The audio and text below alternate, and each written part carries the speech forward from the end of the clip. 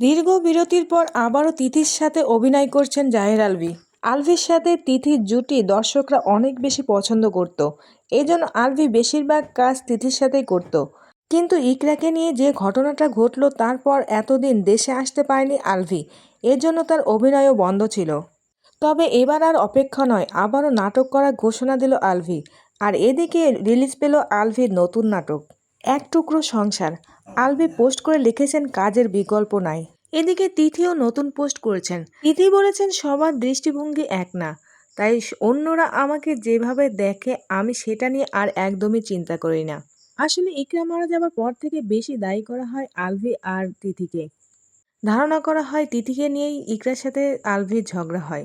তবে সেদিন যে কি হয়েছিল সেই সত্যতা এখনো পর্যন্ত সবাই জানে না। দেশে ফিরে ছেলের সাথে খুবই সুন্দর মুহূর্ত পার করছেন আলভী।